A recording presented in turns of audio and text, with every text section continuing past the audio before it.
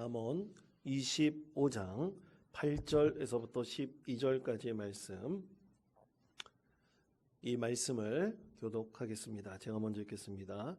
너는 서둘러 나가서 다투지 말라. 마침내 내가 이웃에게서 욕을 보게 될 때에 네가 어찌할 줄을 알지 못할까 두려우니라.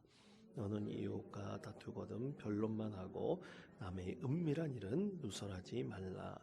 듣는 자가 너를 꾸짖을 터이요 또 내게 대한 악평이 내게서 떠나지 아니할까 두려우니라.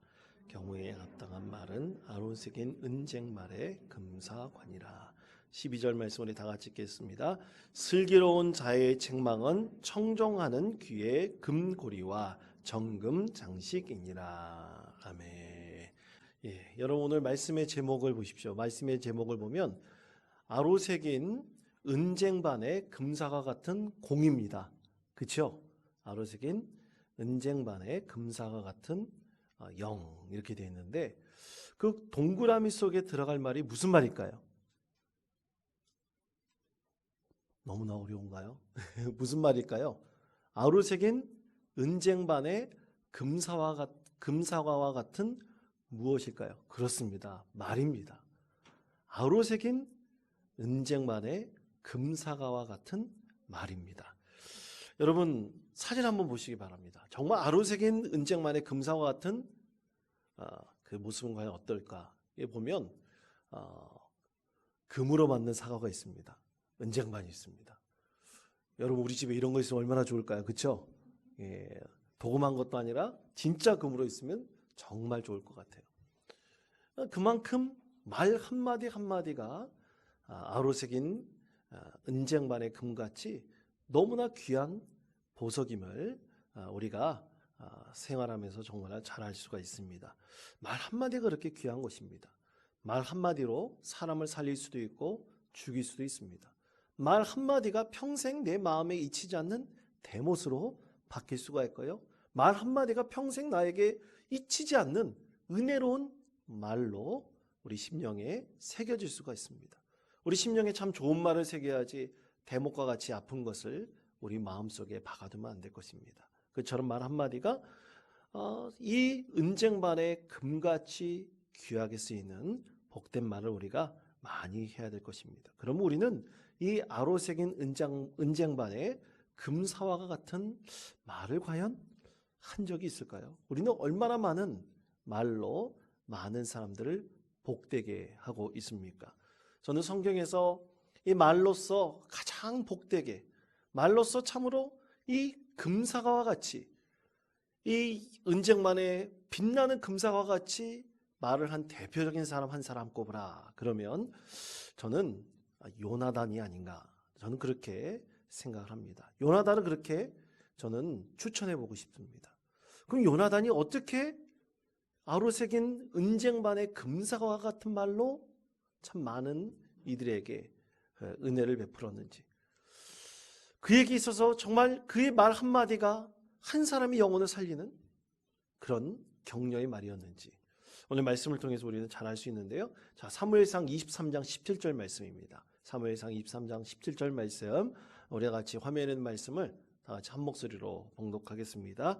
곧 요나단이 그에게 이르기를 두려워하지 말라. 내 아버지 사울의 손이 내게 미치지 못할 것이요 너는 이스라엘 왕이 되고 나는 내 다음이 될 것을 내 아버지 사울도 안다 하니라. 아멘. 자, 요나단은 다윗의 아주 둘도 없는 친구였습니다.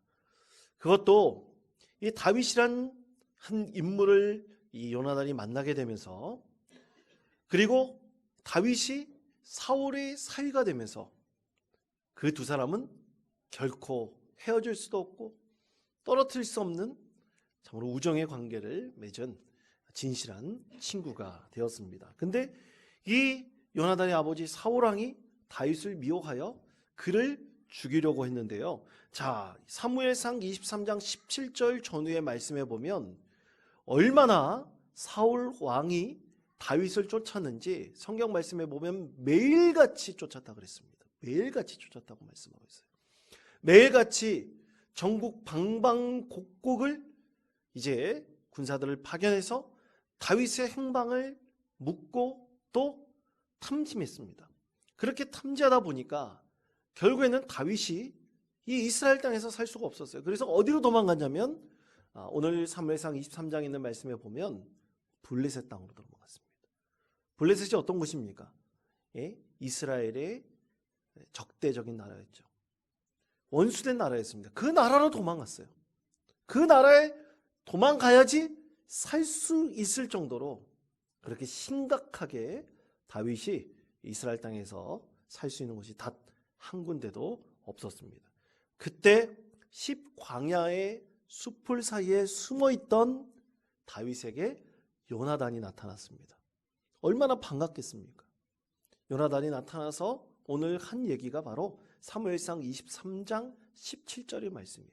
자, 사무엘상 23장 17절 말씀 여러분 한번 보시면서 이 말씀을 한번 저와 함께 분석해 봤으면 좋겠어요. 이 말 한마디가 얼마나 다윗에게 격려의 말이 되었는지 한번 나눠봤으면 좋겠습니다. 첫째로 두려워하지 말라 그랬습니다. 요나단이 다윗에게 두려워하지 말라 그랬어요. 이 두려워하지 말라는 말은 여러분 사무엘 선지자가 어린 청소년이었던 다윗을 찾아가서 이새의 8번째 아들 다윗을 찾아 그에게 기름 부었을 때 하나님께서 참으로 그를 이스라엘의 왕으로 삼아주시겠다고 약속하지 않으셨습니까? 그때 다윗이 들었던 그 감동적인 그 하나님의 은혜가 이제는 어떻게 보면 그에게는 두려움 때문에 그 은혜를 잊어버릴 수 있었습니다. 그런데 오늘 요나단이 나타나서 십광야 숲을 사이에 겨우 숨어있는 다윗에게 나타나서 두려워하지 마시오. 내 친구여 두려워하지 마시오 그랬습니다. 하나님 말씀처럼 들린 거예요. 여러분 정말로 힘들고 어려운 위기에 있는 우리 이웃에게 또 우리 성도에게 말 한마디가 하나님 말씀을 들릴 수 있는 우리 믿음의 성도 되시기를 바랍니다. 여러분은 말 한마디가 정말로 그에게 힘을 줄 수 있는 성령의 능력을 깨닫게 해줄 수 있는 격려의 말이 될 수 있기를 바랍니다. 그리고 두 번째, 오늘 이 요나단이 다윗에게 한 얘기가 있어요. 이스라엘 왕이 될 것이라고 했습니다. 여러분 사무엘상 23장 10절 말씀 펴놓으셨으면 계속 그걸 한번 보십시오. 너는 이스라엘 왕이 될 것이라고 했습니다. 여러분 과연 이런 얘기를 사울의 아들 요나단이 할 수 있었을까? 내가 만약 요나단이라면 쉽게 얘기하지 못했을 것입니다. 이스라엘의 왕이 될 것이다. 두 사람이 꿈꾸고 두 사람이 소망하는 비전을 갖고 있는 이스라엘이라는 것이 그에게도 너무나 두 사람은 함께 꿈꾸고 있었거든요. 비전을 갖고 있었군요. 그렇기 때문에 하나님께서 다윗을 선택하셨다는 것을 분명히 알고 다윗에게 너는 이스라엘의 왕이 될 것이다.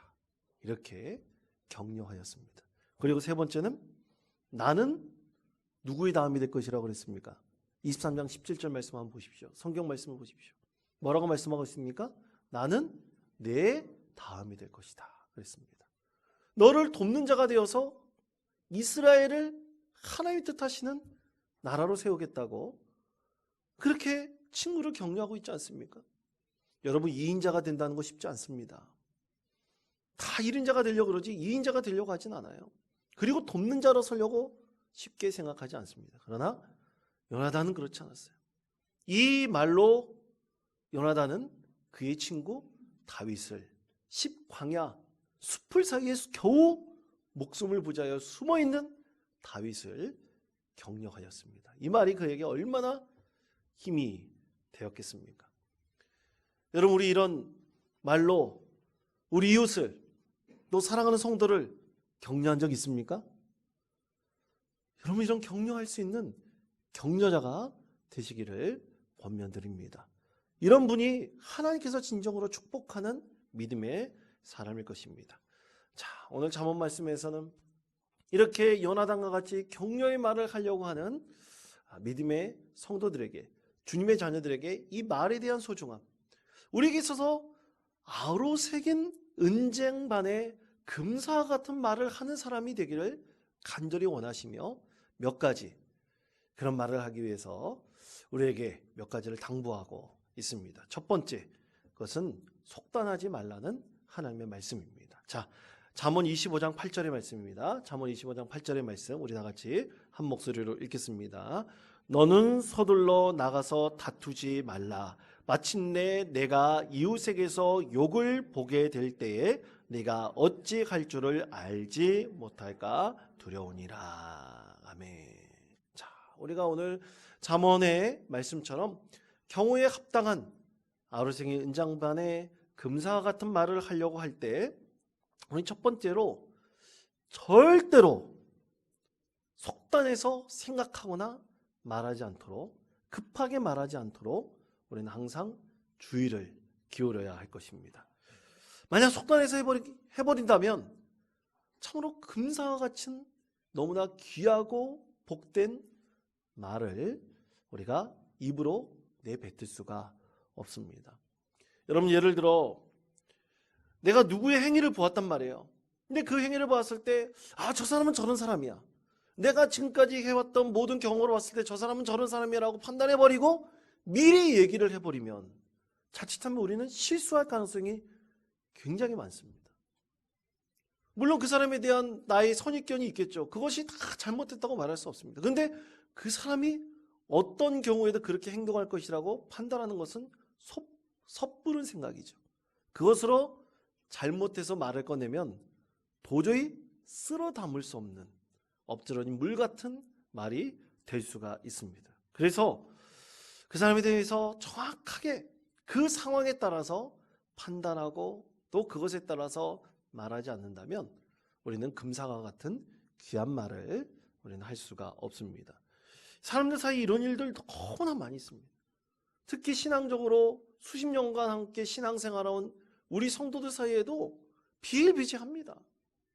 그래서 말 한마디로 지금까지 쌓아왔던 이 영적인 교제가 끊겨버리는 성도들도 참 많이 봐왔습니다. 그것이 우리에게는 너무나 안타까운 일이죠. 예를 들어서 오늘 전혀 예상하지 않은 일이 저희 집에 있었는데요. 이제 점심 때 좀 늦은 점심을 먹었습니다. 늦은 점심을 먹고 아내하고 이제 차 한 잔 마시고 있는데 갑자기 우리 집 현관문이 덜컥 열리는 거예요. 띡띡띡띡띡띡띡 그러면서 덜컥 열리는데 첫째 아들이 짜잔 하고 나타났습니다. 서프라이즈 하면서 나타난 거예요. 근데 여러분, 군대 간 아들이 갑자기 서프라이즈 하고 나타나면 아이고 내 아들아, 너 무슨 일이냐? 반갑겠죠. 몇 달 동안 보지 않으니 나타나면 반갑겠는데 엊그제 집에 있다가 학교로 가가지고 공부하겠다고 간 애가 금요일날 돌아와야 되는데 오늘 수요일날 갑자기 짜잔 하고 나타났으니 가슴이 덜컹 하고 내려앉았습니다. 가장 먼저 드는 생각이 뭐냐면 이 녀석이 땡땡이 쳤구나. 아니 무슨 사고 친 거 아닐까? 그런 염려의 생각이 막 물밀듯이 들어오는 거예요. 그래서 먼저 입에서 혹시라도 실수해서 내뱉을 수밖에 없었을지 모르지만 아주 참았습니다. 너 공부 안 하려고 땡땡이 쳤느냐는 얘기를 참고도 참았어요. 그래서 물어봤죠. 아니 어떻게 된 일이냐? 학교에 있을 애가 갑자기 서프라이즈하고 나타나는 이유가 무슨 일이냐? 그랬더니만 내일이 비대면 수업이라서 요즘에 비대면 수업도 많이 하나 봅니다. 대학에서. 그렇습니까? 비대면 수업이라고 일찍 어머니 아버지 보고 싶어서 왔다고 입에 침도 안 마르고 거짓말을 하고 있더라고요. 여러분, 참 이런 경우에 섣부르게 상처를 줄 수도 있습니다. 물론 그것이 100% 맞는 얘기를 할지라도 사람이 좀 마음에 죄를 지었을 때 그것에 대해서 콕 찌르게 말하면 그것에 분명히 상처를 받습니다. 자기가 잘못한 거 알면서도 분명히 상처를 받는 것이 사람의 마음입니다. 그러므로 여러분, 우리가 경우에 합당한 말로 은쟁반에 금사와 같은 말이 되기 위해서는 우리가 섣부르게 판단하면 안 돼요. 그리고 우리가 진지하게 모든 얘기를 다 듣고 또 그것에 대해서 온전하게 판단하면서 합당한 말을 할 때 우리는 최대한 실수하지 않을 수가 있습니다. 오늘 그렇게 실수하지 않고 속단하지 않은 사람이 말하는 것이 무엇인지에 대해서 오늘 잠언 25장 12절에서 이렇게 말씀합니다. 25장 12절 말씀을 우리 다 같이 한 목소리로 읽겠습니다. 슬기로운 자의 책망은 청종하는 귀에 금고리와 정금 장식이니라. 아멘. 얼마나 멋있는 말입니까?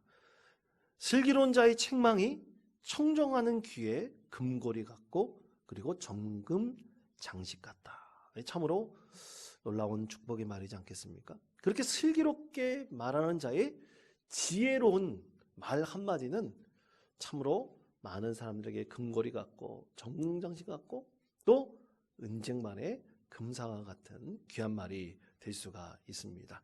여러분 이렇게 하나님께 슬기로운 사람이 되기를 그 지혜를 우리가 구하고 말 한마디 할 때 우리가 섣부른 판단으로 먼저 내뱉지 말고 우리가 마음의 다스림을 하나님께 구하면서 우리가 슬기로운 말로 많은 사람들을 축복할 수 있고 또 경우에 합당한 말로 그들에게 적절한 책망, 적절한 하나님의 말씀으로 하나님의 은혜를 함께 나눌 수 있는 우리 믿음의 성도들 되시기를 바랍니다. 두 번째로 은밀한 일은 말하지 말라. 오늘 말씀을 합니다. 자, 잠언 25장 9절 말씀입니다. 잠언 25장 9절 말씀 우리 다 같이 한 목소리로 읽겠습니다. 너는 이웃과 다투거든 변론만 하고 남의 은밀한 일은 누설하지 말라. 아멘. 다시 말해 우리가 이웃과 또 성도들 사이에 다툼이 있을 수 있습니다.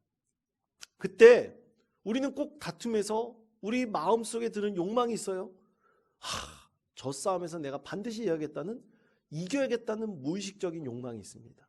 그러다 보면 우리는 아주 꼭 드러내지 말아야 될, 하지 말아야 될 말을 할 때가 있습니다.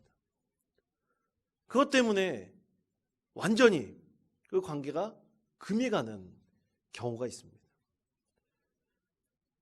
우리가 감추어야 될, 반드시 드러내지 말아야 될 그것을 드러냄으로 인해서 큰 상처를 주게 되었을 때 그 관계는 여간 회복되기 어려울 수가 있죠. 그래서 이웃의 비밀, 특히 오늘 말씀에서 보면 변론할 때, 다툴 때 이웃과 다투거든 변론만 하라 그랬어요. 그러니까 어떤 한 일에 대해서 이웃과 다툼이 생기면 그 일에 대해서 내가 변명할 것만 변명하고 논쟁할 것만 논쟁해야지 그 외에 그 사람의 마음을 다치게 할 일, 그리고 은밀하게 우리가 알고 있었던 그런 뒷이야기들, 그런 얘기들은 절대 하여 상처를 주지 말라고 오늘 우리에게 말씀하고 있습니다. 여러분 목회자는 이런 게 참 많습니다. 특히 저는 교회에서 상담을 하는 경우가 굉장히 많이 있었는데요. 한 번은 부부 상담을 이제 요청받아서 상담실에서 부부 상담을 할 때였습니다. 근데 교회 안에서 이 상담실에서 교회 안에 있는 그 성도들을 상담할 때 참 어려움이 있어요. 그것을 이중관계라 그러는데 뭐 공식적인 용어로 이중관계라 그러는데 굉장히 뭐 단순하게 말해서 이렇습니다. 저는 이제 목회자로서 성도들을 목회를 하지만 또 한 면에서는 상담자로 서야 되거든요. 그러면 성도들이 그 부부가 찾아왔을 때 저에게 두 사람만의 은밀한 일을 얘기할 수가 있죠. 신뢰를 갖고 이렇게 얘기할 수가 있습니다. 그런데 다른 분들이 뭐 저뿐만 아니라 다른 분들이 그 성도의 그 부부의 여러 가지 은밀한 일들을 알 수가 있습니다. 왜냐하면 서로 친분이 깊어지면 이 부부의 은밀한 얘기들을 이웃 성도에게 분명히 얘기할 수도 있죠. 근데 상담받는 것을 아주 숨긴다 하더라도 그 사실을 알고 그 은밀한 일을 알고 있는 이웃의 그 성도가 저에게 와서 혹시 무슨 얘기를 했는지 탐문하면서 그 두 사람에 대한 은밀한 얘기를 저에게 얘기할 수도 있는 거죠. 저분들이 이런 문제를 갖고 있으니 목사님 한번 잘 살펴보십시오. 이렇게 조언하듯이 얘기할 수 있어요. 그러니까 좋은 뜻으로 얘기할 수가 있습니다. 그런데 상담에서는 이것을 하부구조라고도 얘기를 하는데, 왜냐하면 목회자가 목회자의 관계도 있지만 상담자의 관계로서 이중의 문제들을 갖고 있기 때문에 이 다른 문제로 이 이웃 성도가 나에게 전해준 얘기로 그 성도와의 상담 현장에서만 얘기해야 되지만 다른 부분에서 얘기할 수 있는 하부구조라는 것이 생길 수가 있습니다. 그런데 그 관계가 생겨버리면 나중에 상담 관계가 깨질 수가 있어요. 그래서 절대로 상담적에 있어서 도덕적으로 윤리적으로 이 문제는 금하고 있습니다. 서로 은밀한 얘기를 다른 이라고 절대로 누가 전해주더라도 그것을 받아들일 수 있도록 하지 못하게 되어 있습니다. 상담 안에서만 얘기하게끔 되어 있어요. 근데 이런 하부 구조가 분명히 이 목회 현장에서는 이 상담자 관계로 성도와 만날 때도 분명히 일 수가 있습니다. 그렇게 돼버리면 이 상담의 관계가 제대로 이어지지 않고 그 신뢰 관계가 깨져버림으로 인해 가지고 이제 다시 한번 이 부부에게는 그 은밀한 일로 인해서 큰 상처를 줄 수가 있는 것이죠. 그래서 이 다툼이 있더라도 오늘 성경에서 분명하게 말씀하고 있는 것은 은밀한 일에 대해서는 절대로 얘기하지 말라, 누설하지 말라. 우리 성경에서는 우리에게 분명하게 말씀하고 있습니다. 참으로 도움이 주려고 하는 말이다 할지라도 그것이 은밀한 일이라고 한다면 굉장히 신중해야 됩니다. 그래서 그렇지 않고 우리가 그것에 대해서 실수하지 않으려고 한다면 반드시 그 말을 한 그 화자, 그러니까 그 은밀한 얘기를 그 이웃 성도에게 전해준 그 부부에게 혹시 이런 얘기가 목사님께 도움이 될 수 있을지 모르니까 이 두 사람이 이런 얘기를 혹시 목사님에게 내가 얘기해줘도 되겠느냐라고 허락을 받아야 되는 거예요. 목회자도 마찬가지입니다. 이런 얘기를 누가 전해주었는데 이 얘기에 대해서 숨기지 말고 그 상담받으러 온 분에게는 분명히 얘기해 줘야 돼요. 그리고 확인해 줘야 됩니다. 누가 얘기를 전달해 줬다는지 그것에 대해서는 얘기할 필요는 없지만 반드시 경우에 합당한 말로 많은 사람들의 마음을 위로하거나 또 격려할 수 있으려고 한다면 그 사람들과의 관계에서 분명한 신뢰의 관계를 맺어야 하는 것입니다. 그러므로 우리 사랑하는 원통교회 성도 여러분, 우리가 경우에 합당한 말로 아로생인 은쟁반의 금사와 같은 말이 되기 참으로 쉽지 않습니다. 참으로 어렵습니다.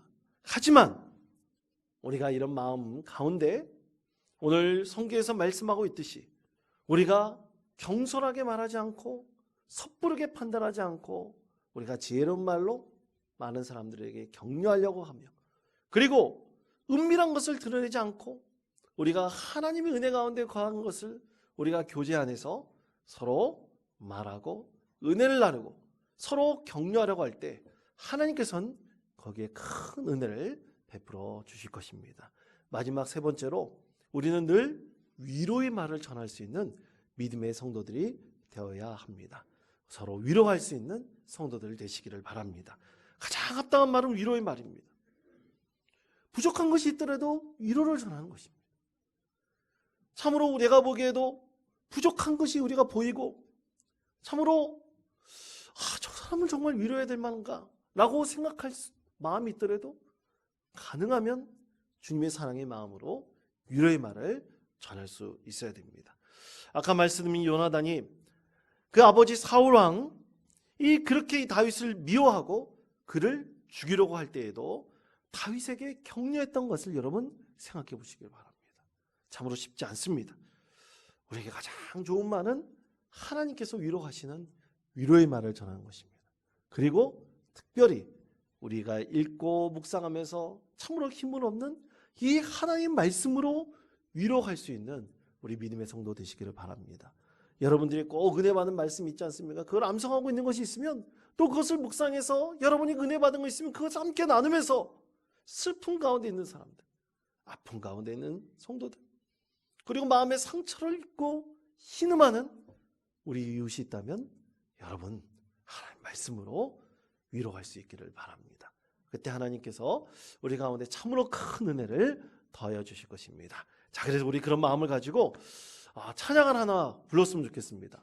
예전에 제가 그 박종호 장로님이죠. 박종호 장로님 그 굵은 베이스, 아름다운 목소리로 위로하여라라는 찬양을 하면서 그 찬양으로 많은 참 성도들에게, 우리 그리스도인들에게 감동을 주었는데요.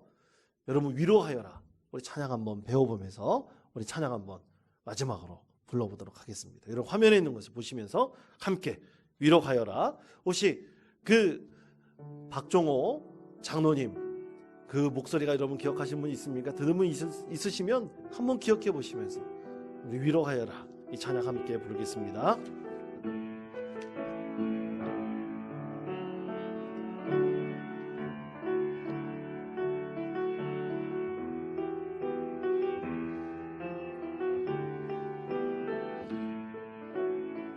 위로하여라, 위로하여라. 내가 아플 때 내가 너를 위로했듯이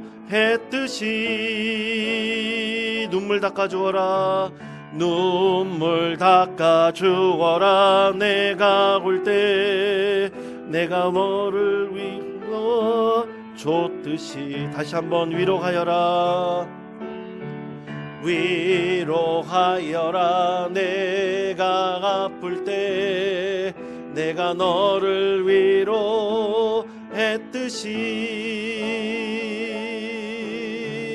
눈물 닦아주어라. 내가 울 때 내가 내 눈물 닦아줬듯이.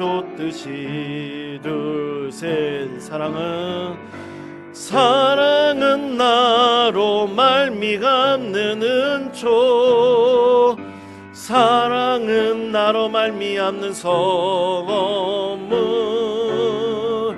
사랑은 나로 말미암는 긍휼. 사랑하라, 사랑하라.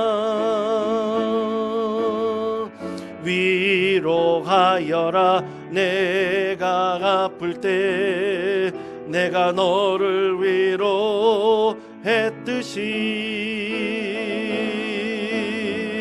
눈물 닦아주어라. 내가 울 때 내가 내 눈물 닦아줬듯이. 아멘. 자, 이런 위로의 말로, 경호에 합당한 말로, 아르적인 은쟁반과 같은 금사와 같은 말로 많은 사람들을 위로하고 격려할 수 있는 우리 믿음의 성도 되시기를 바랍니다.